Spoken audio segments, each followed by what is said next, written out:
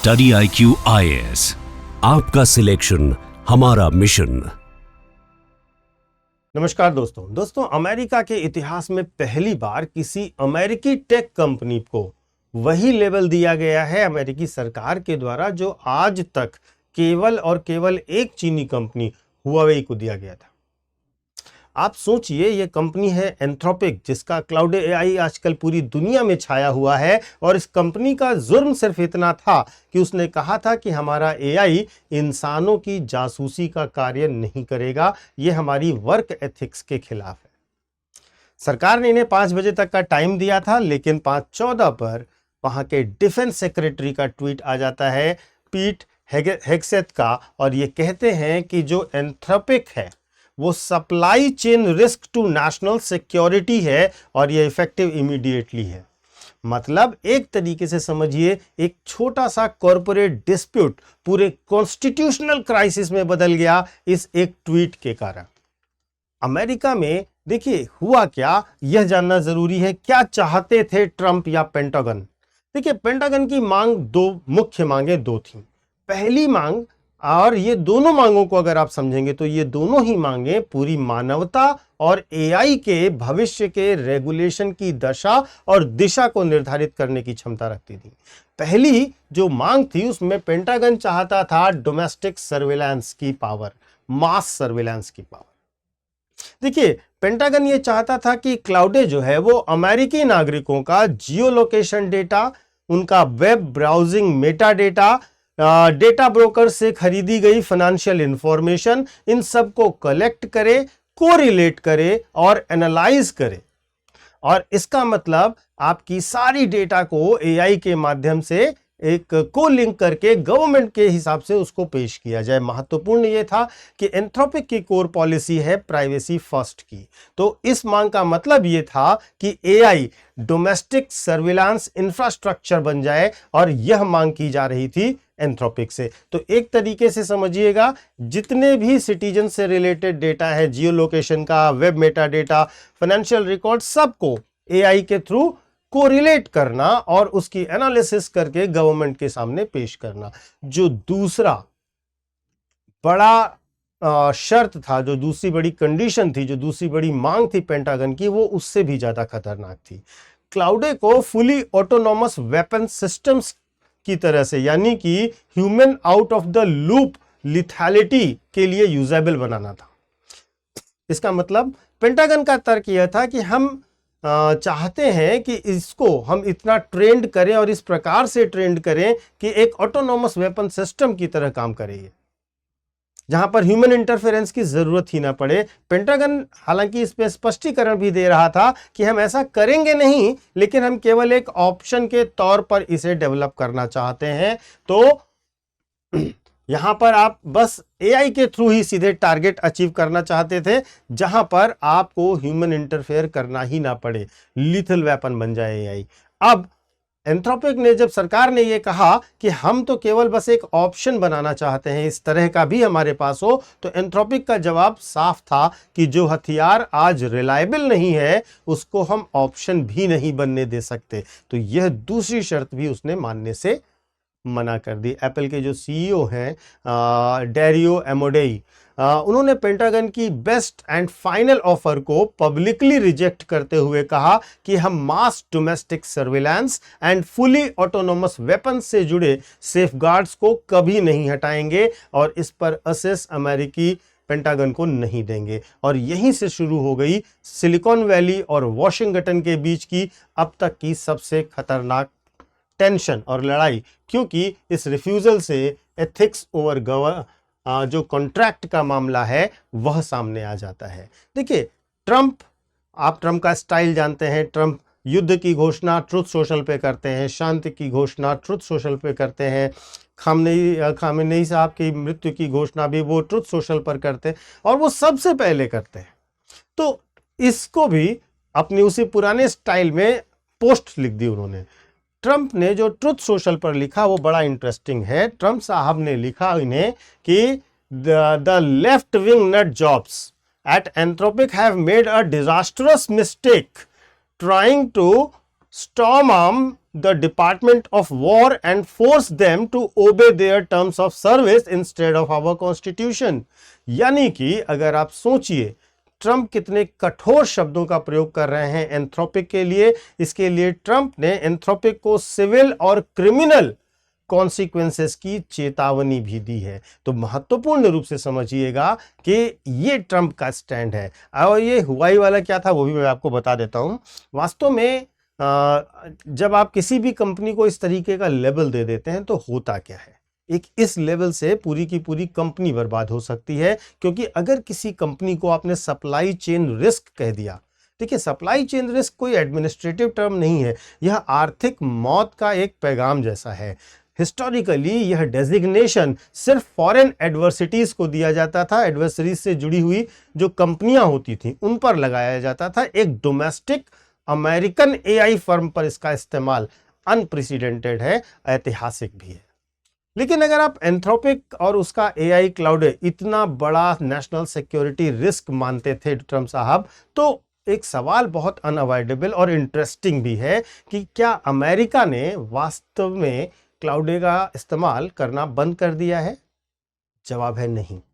Venezuela में cloud को किसी मिसाइल या ड्रोन चलाने के लिए नहीं इस्तेमाल किया गया था, लेकिन उसे सैंक्शंस इंपैक्ट मॉडलिंग के लिए, सोशल अनरेस्ट प्रोबेबिलिटी के लिए और रिजीम प्रेशर सिमुलेशन के लिए यूज किया गया था। और यह एक्सेप्ट किया गया एंथ्रोपिक के सीईओ के द्वारा। तो जब एंथ्रोपिक को यह संकेत मिला कि इसका एआई पॉलिटिकल डिस्टेबलाइजेशन के लिए इस्तेमाल किया जा रहा है, तो कंपनी ने असेस रिस्ट्रिक्ट करने की कोशिश की और ट्रंप ने इसको स्ट्रेटेजिक डिफेंस माना।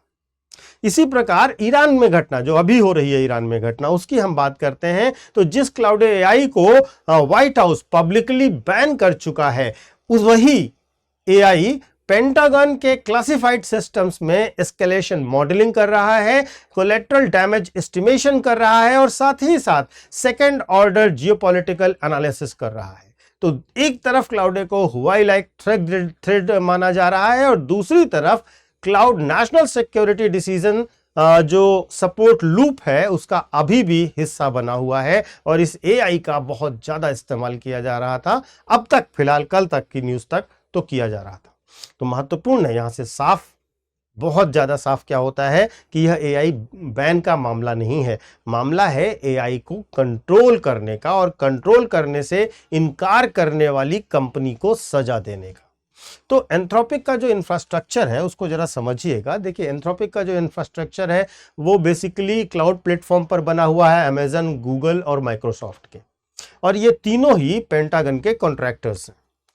जो हेक्सेट है उन्होंने जो लैंग्वेज यूज करी थी, जो मैंने आपको शुरुआत में उनका ट्वीट दिखाया था, उस स्ट्रिक्ट इंटरप्रिटेशन में अगर आप देखिए तो क्लाउड के इन तीनों के जो इंटर रिलेशंस है उस पर भी सवाल खड़े होते हैं। तो यानी कि एंथ्रोपिक को मारने के लिए एक ऐसा जाल बुना गया है जिसमें बिग टेक जो कंपनीज हैं वह भी फंसेंगी। यह प्रिसीजन स्ट्राइक नहीं है, एक प्रकार से क्लाउड के ऊपर कॉर्पोरेट बम्बिंग है। और इस कहानी के सबसे एक्सप्लोसिव कंट्राडिक्शन को भी समझते चलिएगा। क्लाउडे पहले से ही पेंटागन के एक्सपेरिमेंटल एआई प्रोग्राम्स में डीपली एम्बेडेड था। ऑफिशियल्स के मुकाबले जो ऑफिशियल्स हैं उनके मुताबिक कहा जाए तो क्लाउडे जो है उसका इस्तेमाल किया जा रहा था साइबर वर्कफ्लोज के लिए, इंटेलिजेंस एनालिसिस के लिए, एक्विजिशन मॉडलिंग के लिए और इंटरनल ऑटोमेशन के लिए। इन चीज़ों के लिए पहले से ही ये इस्तेमाल किया जा रहा था। तो एक तरफ ट्रंप साहब ये कह रहे हैं कि हमें एंथ्रोपिक नहीं चाहिए, दूसरी तरफ पेंटागन कह रहा है कि इसके बिना हमारा काम नहीं चल रहा है। तो महत्वपूर्ण यह है कि इस कंट्राडिक्शन को आपको भी समझना चाहिए, ओपनली समझना चाहिए कि एक तरफ एंथ्रोपिक के साथ आपको सिक्योरिटी रिस्क दिखाई दे रहा है और दूसरी तरफ आप इसको नेशनल सिक्योरिटी इसेंशियल की तरह इस्तेमाल भी कर रहे हैं, और इसी को हम कहते हैं इनहेरेंट कंट्राडिक्शन। तो यह चीज़ बहुत क्लियर दिखाई देती है इस क्लाउड केस में। और सबसे जो बड़ी चीज़ है वह भी समझिएगा कि जैसे ही एंथ्रोपिक के साथ इस तरीके की घटना होती है उस पर बैन लगाया जाता है, सारे सरकारी ऑफिस से इसके यूजेस को बंद करने के लिए कहा जाता है। उसके तुरंत बाद कुछ घंटों बाद ही ओपन एआई ने अनाउंस किया कि उसने पेंटागन के क्लासिफाइड नेटवर्क के लिए डील साइन कर दी है। अब बहुत इंटरेस्टिंग है कि एक तरफ है एंथ्रोपिक जिसने डील कैंसिल कर दी, रिफ्यूज किया, सैंक्शन लग गया, बैन हो गया। फिर तुरंत ही एंट्री होती है ओपन एआई की, जिसने तुरंत जो है कॉन्ट्रैक्ट कर लिया और डील हो गई। तो क्या ओपन एआई ने वही कंडीशंस एक्सेप्ट की हैं जिसे एंथ्रोपिक ने रिफ्यूज किया था? और क्योंकि अभी तक इस पर कोई क्लैरिफिकेशन नहीं आया है तो कुछ भी स्पष्टतः नहीं कहा जा सकता, लेकिन टाइमिंग जो है वो दिखाती है कि ये कहानी तो क्लियर हो रही है कि एक ने नहीं कहा तो उसको तुरंत साइडलाइन कर दिया गया, दूसरे ने फ्लेक्सिबिलिटी दिखाई और उसको करीब $200 मिलियन का कॉन्ट्रैक्ट मिल गया। तो यह सिर्फ अमेरिका की कहानी नहीं है, इस पूरी घटनाक्रम को समझने की कोशिश कीजिएगा। यह केवल अमेरिका की कहानी नहीं है, दुनिया के सबसे पावरफुल डेमोक्रेसी जहां पर अपनी ही एआई कंपनी को मना करने पर तुरंत बैन लगा सकती है, तो आप सोचिए बाकी दुनिया के देशों में एआई गवर्नेंस का क्या ही हो रहा होगा। सबसे महत्वपूर्ण अगर हम भारत के नज़रिए से देखें, क्योंकि हमारे लिए मुद्दा भारत भी है, तो अगर हम भारत के पर्सपेक्टिव से देखें तो भारत वास्तव में तो फॉरेन एआई पर ही डिपेंडेंट है, जिससे हमारी स्ट्रेटेजिक वल्नरेबिलिटी तो बनी ही हुई है। Hospitals, banks, defence systems, external policy shocks, ये सब इससे प्रभावित हो सकते हैं। सॉवरन एआई, भारत की जो सबसे बड़ी ज़रूरत है वो है सॉवरन एआई, क्योंकि अब यह केवल लग्जरी नहीं है, यह नेशनल सिक्योरिटी का नेसेसिटी बन चुका है और यह भारत को बहुत ध्यान से देखना चाहिए। इस जो एंथ्रोपिक का केस हुआ, इससे यह चीज़ बिल्कुल क्लियर होती है। देखिए, अगर हम फाइनली बात करें तो ट्रंप ने क्लाउडे को इसलिए नहीं बैन किया कि वह खतरनाक है, उन्होंने इसे इसलिए बैन किया क्योंकि उसके क्रिएटर्स ने कहा कि वह एक लाइन है जिसे वे क्रॉस नहीं करेंगे, अपनी लाइन को मेंटेन रखेंगे।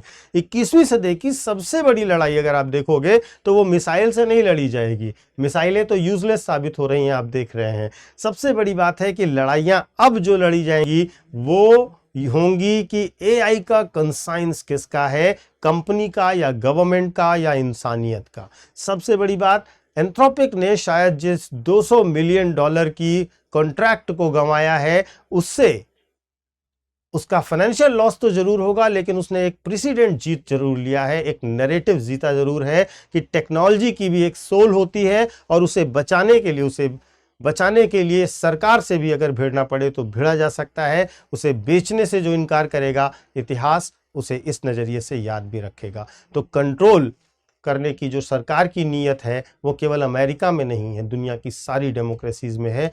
आप किस तरह से देखते हैं अमेरिका के द्वारा एआई का उपयोग इस तरीके की वॉर्स और वॉर लाइक सिचुएशंस से और पूरा अपना इकोसिस्टम कंट्रोल करने की जो उसकी चाहत है उससे? क्या आप समझते हैं कि उसके बाद पूरी दुनिया में जो एआई मॉडल्स हैं वो सुरक्षित हैं या नहीं है? अपने विचार कमेंट करके अवश्य बताइएगा। मैं आपको अपने सोशल मीडिया हैंडल्स बता देता हूँ। यूपीएससी मेंटोर पंकज सर के नाम से आप मुझे कनेक्ट कर सकते हो इंस्टा और टेलीग्राम पर, जहाँ पर आपको मेरे सारे वीडियोज़ के लिंक मिल जाएंगे। और इसके साथ साथ मैं आपको एक छोटा सा अनाउंसमेंट भी कर रहा हूं, क्योंकि होली चल रही है, तो होली का दौर आ गया है, होली का मौसम आ गया है, तो हमारे यहाँ होली हंगामा सेल चल रही है। एक्चुअली जो बच्चे 2027 या 2028 के लिए यूपीएससी की तैयारी करना चाहते हैं उन सब के लिए हमारे यहाँ होली का एक विशेष फेस्टिवल का डिस्काउंट दिया जा रहा है, जो कि 55% का है। आप हिंदी माध्यम, इंग्लिश माध्यम या किसी भी माध्यम में या किसी भी कोर्स में हमारे साथ जुड़ते हैं तो आपको 55% का फीस में ऑफ दिया जाएगा और यह छूट आपको मिलती रहेगी 6 मार्च तक। तो देर मत कीजिए, इसको बेहतर ढंग से जल्दी से ज्वाइन कर लीजिए, क्योंकि इसमें आपको 18 बुक का सेट दिया जाता है, रेगुलर क्लासेस, मेंटोरशिप पर जो गाइडेंस है 1-to-1 गाइडेंस भी दिया जाता है, राइटिंग का इवैल्यूएशन भी किया जाता है, टेस्ट सीरीज दी जाती है, प्री से पहले पूरे कोर्स का दोबारा से रिवीजन और मेन से पहले दोबारा से रिवीजन भी कराया जाता है with additional new updated material. तो आपको जितनी तैयारी के लिए चीज़ें चाहिए वो सारी सुविधाएं इस बैच में मिल जाएंगी, क्योंकि ये बैच ही P2I बैच है, यानी कि प्रीलिम्स टू इंटरव्यू पूरी की पूरी तैयारी एक साथ करा देगा। तो देर मत कीजिए, होली की इस डिस्काउंट का लाभ उठाइए और जल्द से जल्द ज्वाइन कीजिए। Thank you so much. Study IQ IAS आपका सिलेक्शन हमारा मिशन।